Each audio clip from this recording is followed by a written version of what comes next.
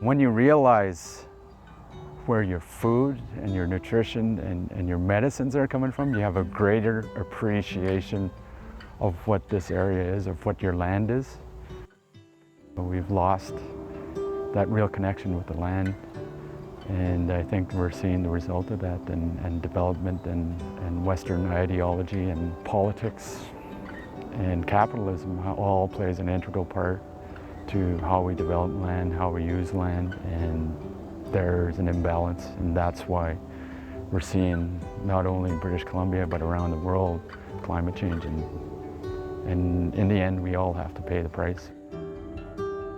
A lot of the issues with climate change stems back to how humans are involved in the forest.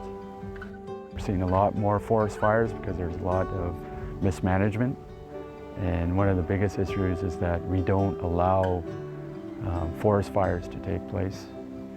So we have an area of forests that are old and decadent, and that's a big problem.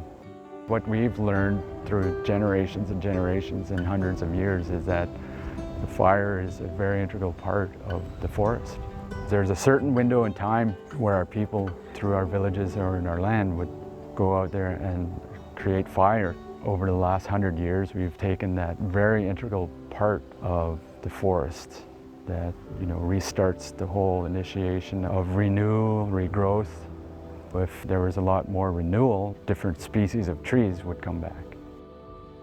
A lot of our Indigenous people rely on what's coming out of our rivers, the salmon, the fish, and what's coming off our land, whether it's the beaver, the muskrat, the moose, the bear. We have a greater appreciation of what is basically a gift from Mother Nature, from the Creator. And in that way, we have a great appreciation of the land and what it can provide for us. And even within our culture, we give tobacco, we give smoke, we give thanks to the waters, to the land. And it's that connection that's missing in Western society.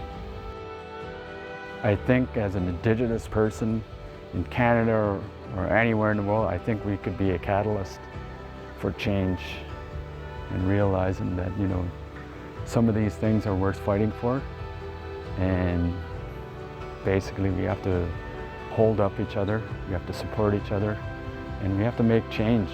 And, it's not only Indigenous people, but it's people around the world that need to make change. One person, it's 100 persons, it's 1,000, it's 1 billion that have to change their behavior.